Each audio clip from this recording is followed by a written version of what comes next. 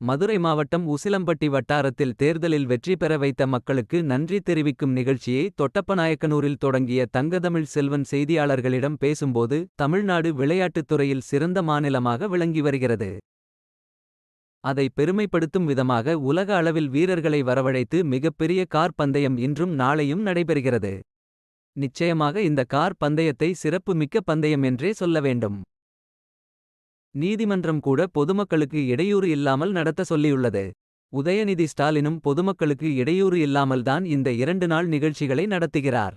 தமிழ்நாட்டின் பெருமையை உலக அளவிற்கு தெரியப்படுத்தும் இந்த கார் பந்தய நிகழ்ச்சியை நடத்தும் உதயநிதி ஸ்டாலினை பாராட்ட வேண்டுமே தவிர காழ்ப்புணர்ச்சி படக்கூடாது. ரஜினிகாந்த் பேசிய சீனியர் ஜூனியர் விவகாரம் குறித்து முதல்வரும் ரஜினிகாந்தும் துரைமுருகனும் பதில் சொல்லிவிட்டார்கள்.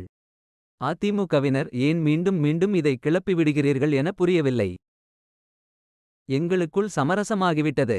சீனியர்கள் நிறைய இருக்கிற கட்சி திமுக. மிகப்பெரிய பாரம்பரியம் இருக்கு என்ற பொதுவான கருத்தை தான் ரஜினி சொன்னார். சீனியர்களை விலகச் சொல்லவில்லை. சீனியர்கள் அதிகமாக உள்ள கட்சியை கொண்டு செல்ல பெரிய திறமை வேண்டும். அதற்கு முதல்வருக்கு நன்றி சொன்னார். இது சந்தோஷமான செய்தி தானே. இந்த வீடியோ குறித்த உங்கள் கருத்துக்களை கீழே கூறவும் மற்றும் இதனை பிடித்திருந்தால் லைக் செய்யவும்.